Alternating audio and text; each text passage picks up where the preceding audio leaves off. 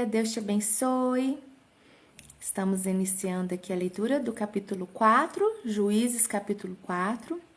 Convido você a abrir a sua Bíblia para a gente poder dar início. Bíblia, marca-texto, caneta. E vamos iniciar a nossa leitura. Oi. Tô escutando. Cadê minha caneta? Vamos orar para a gente poder iniciar esse capítulo? Pai, nós queremos agradecer por esta leitura, pelo teu cuidado, pela direção, pela orientação, por abrir a nossa mente, por nos ensinar. Conduza-nos, Deus, a aprender aquilo que o Senhor deseja para nós nesse dia. Eis-nos aqui. Fale conosco, Pai. É o meu pedido, creio que é o nosso desejo em comum. Amém e amém. E assim diz a palavra do Senhor, Juízes capítulo 4. Primeiro versículo diz assim: depois que Eude morreu, o povo de Israel pecou novamente. Gente, o povo erra, peca, pede socorro, Deus intervém. Gente, minha caneta. Sumiu minha caneta, Senhor. Calma aí. Oi, você viu minha caneta não, filho? Sim, acabei de ver aqui. Dá minha caneta, por favor. Tava bem aqui.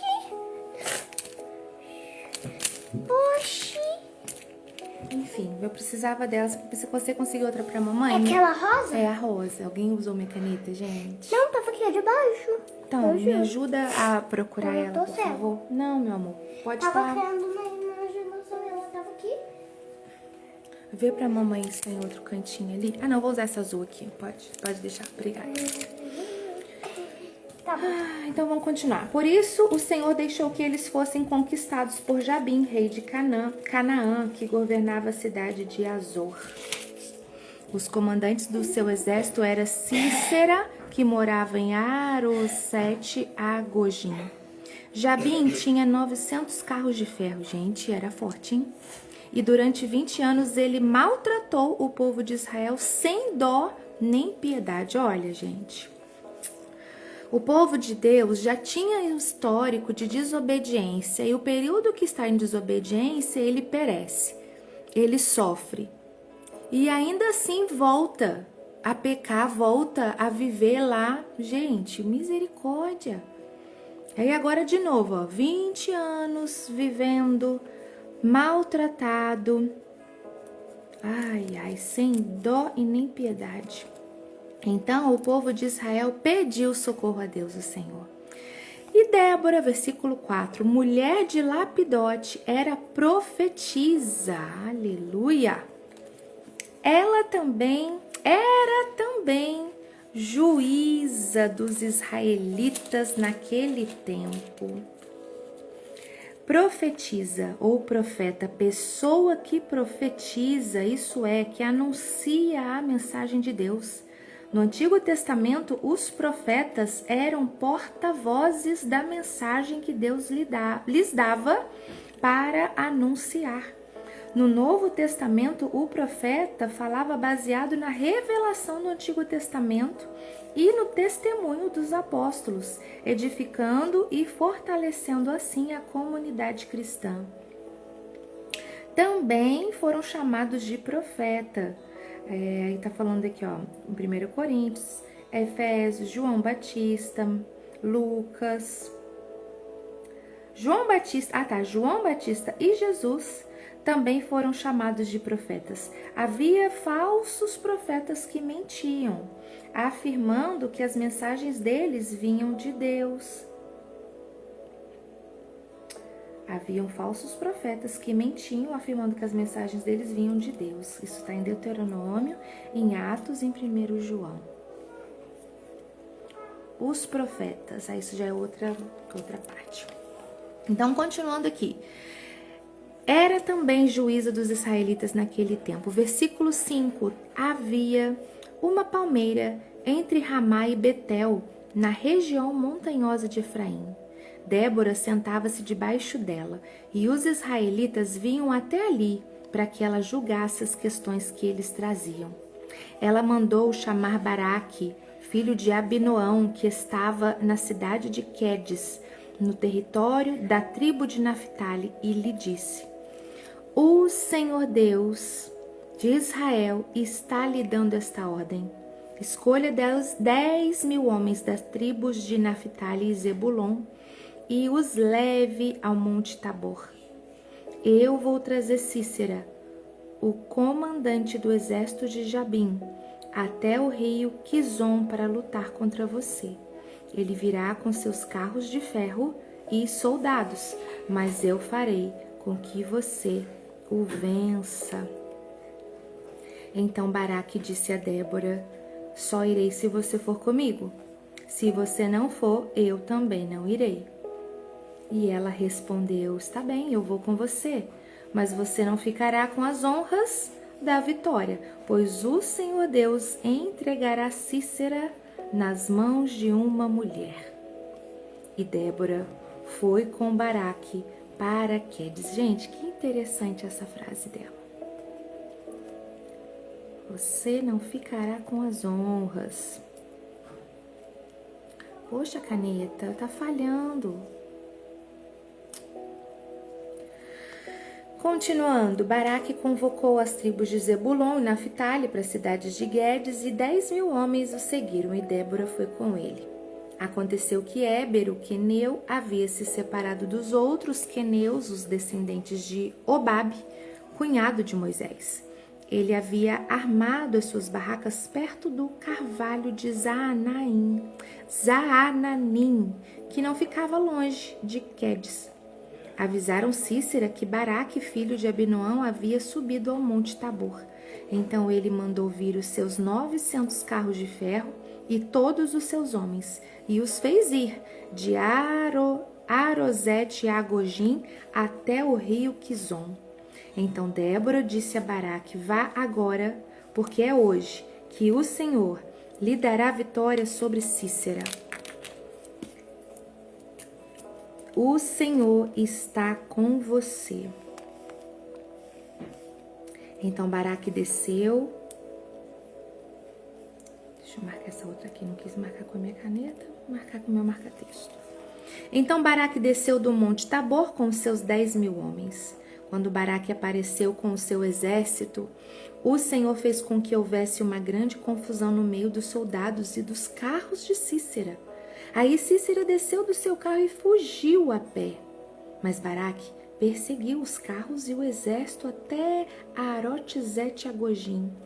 Todo o exército de Sísera foi destruído, ninguém escapou. Porém Sísera fugiu para a barraca de Jael, mulher de Éber, o queneu. Ele fez isso porque Jabim, rei de Azor, estava em paz com a família de Éber. Jael saiu da barraca para encontrar Sísera e lhe disse: Entre, meu senhor, entre na minha barraca, não tenha medo. Então ele entrou e Jael o cobriu com um tapete. Sísera pediu a ela: Por favor, me dê um pouco de água porque eu estou com muita sede. Ela abriu um odre de leite e lhe deu de beber. Depois cobriu Sísera de novo. E ele disse: Fique na porta da barraca e se alguma pessoa vier e perguntar se há alguém aqui, diz que não. Sísera estava muito cansado e caiu num sono profundo.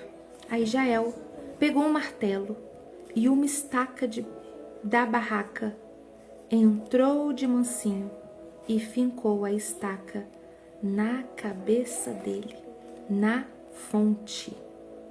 A estaca atravessou a cabeça e entrou na terra, e ele morreu. Meu Deus!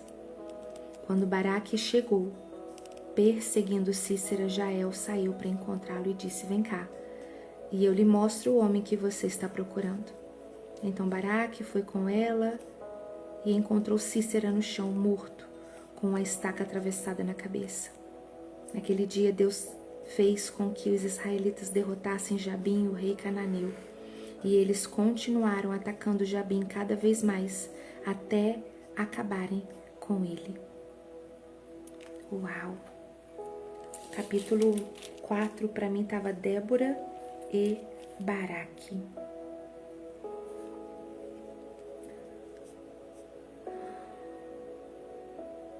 Onde é que fala de Éber? Nós falamos de Éber aqui. Aqui, ó. Éber, o queneu, havia se separado dos outros queneus, os descendentes de Obabe, cunhado de Moisés. Entendi. Duas mulheres, hein? Duas mulheres. O capítulo meu fala de Débora e Baraque, mas eu acho que era para ser Débora e Jael. As duas mulheres que foram usadas para derrotar mais um povo, não é mesmo? Vamos orar? Pai, obrigada por esse capítulo, obrigada por essa leitura, obrigada por nos ensinar, obrigada por trazer conhecimento para nós, mais uma história, como eu tenho sido alimentada, Senhor, possamos mesmo de fato absorver e aprender. Amém e amém. A compreensão para nós diz assim: Débora, a estrategista que lidera. O ensinamento para mim, Gláucia, pessoal, diz assim: a liderança por influência. Débora sentava-se debaixo de uma palmeira e o povo vinha a ela para julgamento. Uma compreensão sobre isso: Débora não precisou de um palácio ou de um título imposto por homens para ela ter autoridade. A sua autoridade era reconhecida por sua sabedoria. Você constrói autoridade, Gláucia, através da entrega de valor. Quando você resolve os problemas das pessoas, elas vêm até você. Débora tinha a capacidade de ver o que ninguém via e a coragem de delegar o que precisava ser feito. Ela não foi para a guerra lutar com a espada, ela foi para a guerra gerenciar a vitória. Ela entendeu o papel de Baraque e o seu próprio papel. A estratégia de guerra. Nos versículos 6 e 7, ela não diz, eu acho que vamos vencer, mas ela diz, não te ordenou porventura o Senhor?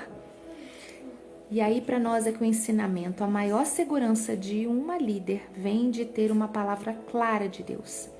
Débora não liderava por intuição ou por ego, ela liderava por direcionamento de Deus. Ela sabia que a vitória era uma promessa, então ela apenas organizou a logística. Glória a Deus. O aprendizado para nós: não seja um líder invisível.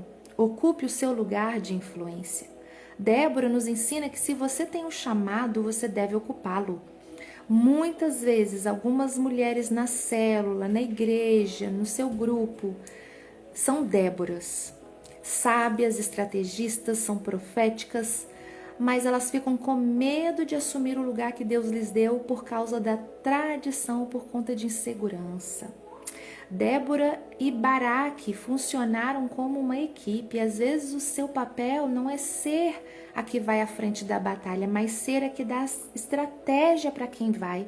Então saiba o seu lugar, que ele é um auge. Saber o seu lugar é o auge da inteligência. Saiba o seu lugar e exercite o seu papel. Faça o que precisa ser feito. E um resumo para nós. Primeiro, o lugar da palmeira. Onde é o seu lugar de autoridade hoje? Onde as pessoas te procuram para buscar conselho e direção? Identifique esse ponto, assume a sua posição com firmeza. Segundo, o comando estratégico. Qual Baraque? Alguém que precisa de um empurrão ou direção. Qual Baraque está à sua volta precisando da sua visão? Débora não lutou sozinha, ela levou quem estava ao redor dela. Terceiro, a calma sob pressão. Débora estava calma enquanto o general estava com medo. Como líder, a sua calma é a ferramenta que mantém o seu time focado na vitória. E a frase para nós hoje é: liderança não é sobre quem grita mais alto. Liderança é sobre quem tem a visão mais clara. Débora não precisou segurar a espada para vencer a guerra. Ela só precisou segurar a estratégia que Deus lhe deu. Se você souber quem é, o que Deus te disse e qual é o seu papel, você não apenas vencerá a batalha, como também vai libertar uma nação. Aleluia. Palavra-chave para nós do capítulo 4 é protagonismo. Esse capítulo quebra o tabu de que a liderança feminina é permissiva. Débora ali é firme, direta, estratégica e, acima de tudo, ela é um canal de Deus para a libertação do povo. Quando você vê uma mulher liderando todo um povo com tanta clareza, nos dá um gás total na nossa identidade como líderes, não é? E dá sim. Ver mulheres sendo instrumento de Deus, assim como homens também, é muito bom. O Senhor usa quem Ele quer, porque não diz respeito a nós, diz respeito a eles. Quem se coloca à disposição, Ele facilita o acesso. E Ele usa com poder e glória para que Ele seja honrado.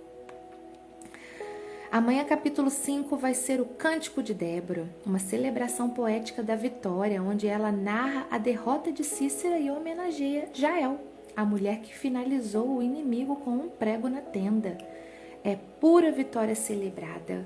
Eu ia falar sobre Jael não ter entrado aqui, mas entrou no finalzinho, então vai ser no capítulo que vem. Completando nossa live hoje, capítulo 114 do livro Eu Vou Sair Desse Deserto, diz assim para nós: você tem um código. O código da honra é aquilo que conduz as nossas decisões e atitudes. E muitas vezes precisamos de ajuda para descobrir onde o nosso coração pode estar desalinhado. 1 Samuel 2,30 é o texto base para esse estudo. E o resuminho que eu quero passar para vocês está assim. Assim como confiamos nossas senhas a sistemas de segurança, nós podemos confiar o nosso coração a Deus, que nunca falha. Viver segundo a honra é garantir que as portas certas vão se abrir em nosso caminho. Deus promete honrar aqueles que o honram. E isso não é apenas sobre sermos vistos pelos outros como pessoas de valor, mas é sobre ter o próprio favor de Deus em nossas vidas. Então, que tal começar hoje a viver de forma transparente e a deixar que a luz de Deus brilhe em você antes que qualquer crise apareça? Que você possa entregar de fato a sua vida nas mãos do Senhor. A gente confia senhas a sistemas e muitas das vezes o Senhor pede a nossa confiança plena nele e ainda temos receio. Mas que de fato você deposite sua confiança em Deus e para que Ele tenha um controle de tudo e assim conduza da forma melhor a sua vida. Confia, Ele tem o melhor para nós, com toda certeza. Que o Senhor te abençoe, que o Senhor te guarde, que esta palavra de fato possa trazer em seu coração uma direção, sabe? Que você seja protagonista da sua história. Que você de fato assume a posição para a qual o Senhor te chamou. Débora apareceu aqui já trazendo para nós uma história, uma chave, em meio a um histórico de homens, líderes, usados por Deus. Débora não esperava um título. Antes mesmo de chegarem nela e pedirem para que ela pudesse intervir em algo, ela já estava sendo um instrumento do Senhor. Então não espere ser reconhecido para fazer o que o Senhor te chamou para fazer. Faça, assuma o teu lugar, seja usada onde Ele já te colocou. Débora já era usada lá debaixo da palmeira. Depois ela foi enfrentar um povo e receber o título como juíza, líder ali do povo de Deus. Mas que você de fato já seja um instrumento do Senhor aonde você está. Deus te abençoe, Deus te guarde, um ótimo dia e até amanhã, se Deus quiser.